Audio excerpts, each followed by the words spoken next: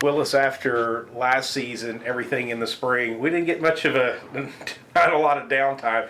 We're right back at it this fall.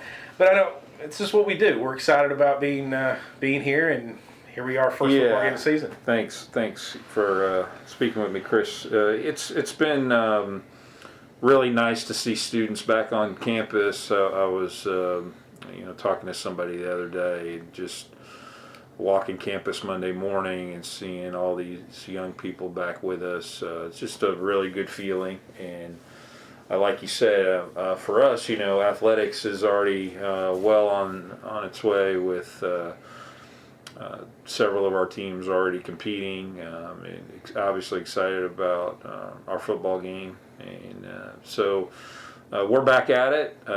Like you said, it's been a quick summer, quick turnaround, a lot of changes in the department. It feels like we're still behind a little bit, but we're ready to get after it. Earlier tonight, we unveiled the championship banner for football after their perfect season a year ago. We accepted the President's Cup for the 9th straight year as Commissioner Ward presented that to Dr. Lucky.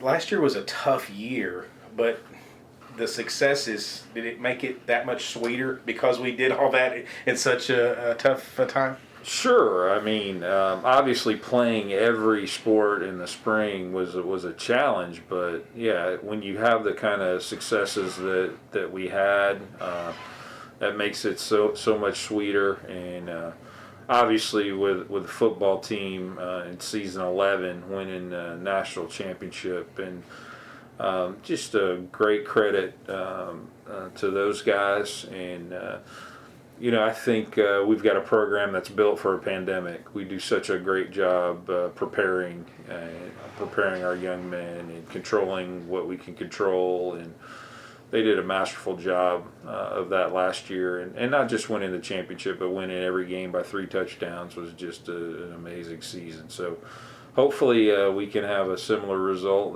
this year. One of the great things about tonight is we've opened our doors again. And now there's, we're asking people to social distance, but I guess if you look back to last season's national championship run, probably the most disappointing part was that we didn't have the community fans. It was basically limited just family members, and it's just good to have everybody back. Yeah, and we're so glad that we're able to do that. And yeah, I think that was disappointing, and I know that the kids and coaches surely would have loved having full stadiums.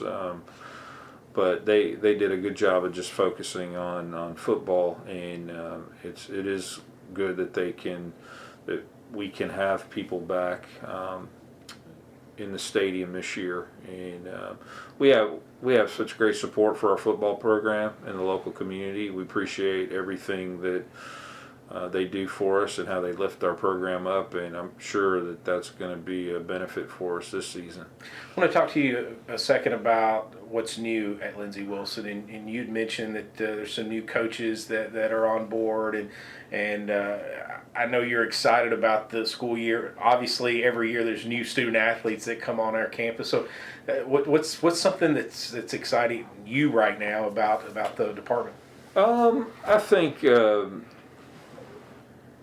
I talk about changes. We've got a lot of new staff, and I'm afraid to try and name them all because I'll leave some people out. But we've got a new direction with our bowling program, our wrestling program, our cycling program. We're hiring a new tennis coach.